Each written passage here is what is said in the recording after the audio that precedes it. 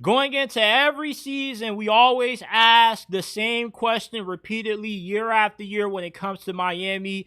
Is this the year that the U is finally back? Can they finally build off success? Because since the early 90s and the early 2000s, Miami has been unable to build off successful seasons. When you look at their last couple of head coaches since Larry Coker, it's been the same rinse, wash, and repeat cycle. You'll have a year when you win 9, 10 games, and then you regress the year after. Randy Shannon went 9-4 in 2009, and then he followed that up with the 7-5 campaign the year after. Al Golden, when he took over, he went 9-4 in 2013. You would have thought that things were trending up for this program, just for them to go 6-7 the year after. Then Mark Richt comes in, and Mark Richt came really close to being able to build off of a successful season. He went 9-4 in 2016, his first season. He won 10 games in 2017, lost in the ACC championship to Clemson. You were in the college football playoff rankings for a good majority of the year up until you lost to Pitt, and then the wheels just fell off in the title game against Clemson. And then right after that, Miami, they followed that up with a 7-6 campaign. Mark Richt steps down, and then in comes Manny Diaz, who at one point, he had the U looking pretty good. 8-3 during the COVID year, but then right after that, you didn't see no progress. It was 7-5, and then he gets replaced for Mario Cristobal. And Mario Cristobal had his most successful season up to this point as Miami's head coach, winning 10 games in 2024. He helped Cam Ward become the first overall pick of the draft. He was a Heisman finalist. But how successful Miami is this season is going to come down to if Mario can lead this program to that next step.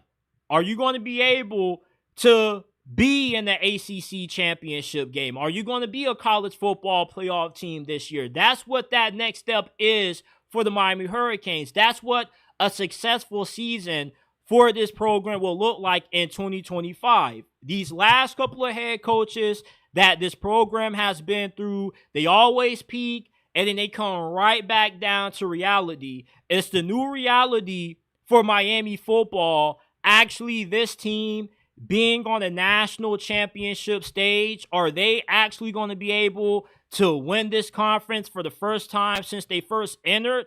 For as many years as Miami has been in the ACC, it still surprises me that they have yet to win at least once a conference title. That's what Miami has to do this season. That's what I would define as success for Miami.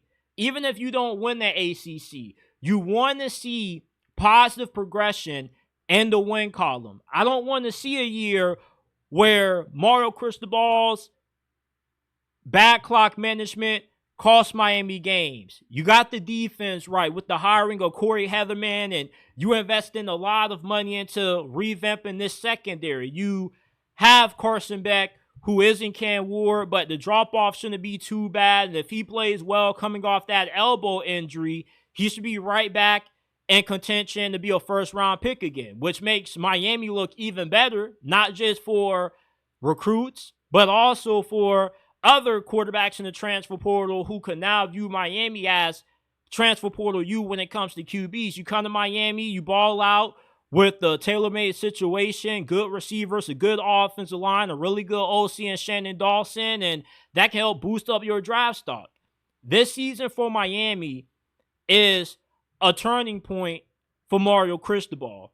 If this program truly has found the way to break that ceiling and kick that door down, this is truly going to be the year that defines if Miami is going to be back and if they will ever be back. Maybe Miami fans have to come to a realization that this program is never going to be better than 10 wins max. Even with the amount of resources that you have, the amount of NIL money that you have to spend, maybe you're never going to be better than a 10-win team. Now, of course, you can say that always comes down to having the right head coach, which I would agree. But is Miami ever going to be able to hire the right head coach?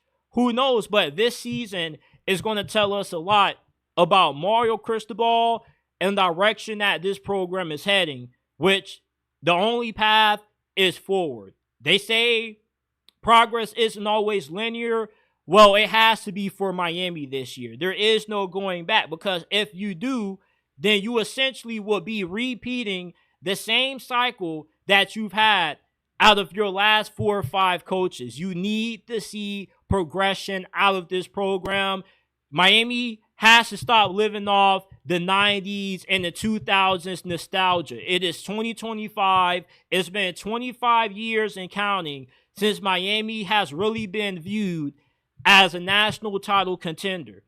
And despite the amount of talent that they have, they still haven't separated the gap in the eyes of odds makers in Vegas when it comes to them and the rest of this conference outside of Clemson. They still are viewed in a box that they shouldn't be viewed in based off everything that they have from recruiting, an NIL standpoint. Miami should be way better than the results we've seen out of this team over the last decade. And Mario Cristobal, if he can finally get Miami past that point and they can actually build off that 10-win season, win 11 games, even if they don't make it to the conference championship, let's say they suffer a loss late season and that ultimately keeps them from making it to the ACC championship.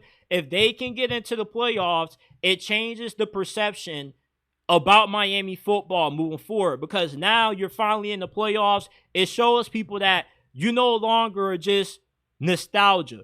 You actually have the ability to live up to expectation. You're not just all hype.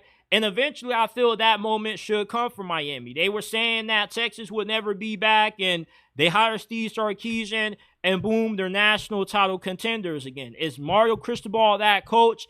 This season is going to give us the answer to that question.